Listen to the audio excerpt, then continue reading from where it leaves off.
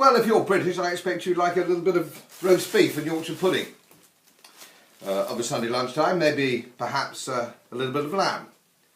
But I think the important thing here is that we keep our attention on animal welfare and animal compassion beyond the farm gate.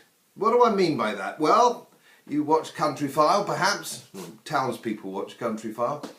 And they make great play, and quite rightly so, of the health of the animals and the treatment of the animals. Very compassionate. Animal welfare is at the top of the list, and I think the British probably treat their farm animals better than anyone else in the world, I would argue. Our attitude to animal welfare runs very deep with us. It's a very British thing. And rightly so. And rightly so. Now, what I'm bothered about is that there is an increasing amount of halal meat, non-stunned meat.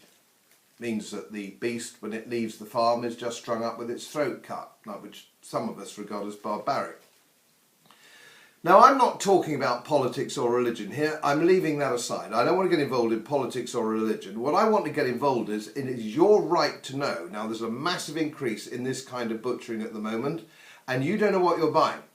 Now, if you go into Tesco's, you go into Sainsbury's or Morrison's, there'll be a big sign saying halal meat.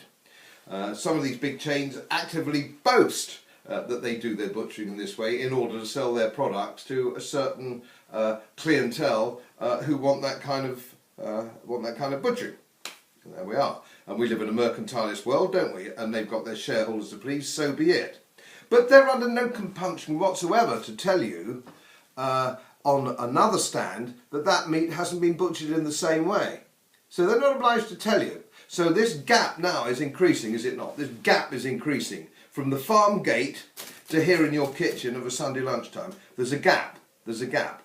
And I've started a campaign with some friends of mine who are butchers and smallholders, likewise, to get this together to make sure that meat is labelled accordingly. You know the provenance of that meat you're buying, that beef or that lamb that you're buying, which there's no compunction for anybody to show you at the moment. But I can't do that without your help. You see, I can't do that without your help. We need your help. You're our ambassadors. You're our apostles, perhaps, is a better way of describing you.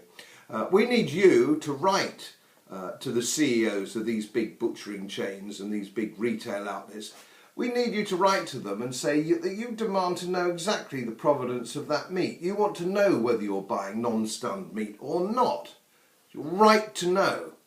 Now, we've got a website together. The young chaps I'm working with, they know all about websites, clever chaps, and I think you'll be impressed by it. And don't worry, there's no horrific pictures there or anything like that. It's just how you can help us, how you can get on side. Now, I know you care about this. I know you care about this. So help us to help you. Get on side, look at the website, help us please, because we're going down a very slippery slope here. You're right to know. You have a right to know. And I do not want to see animal welfare and compassion stop at the farm gate because it's not politically correct to flag this up. So all the animal charities have all let us down. Nobody's interested. Mainstream media aren't really interested. It's up to us, the people. Come on now, come with me on this one, please.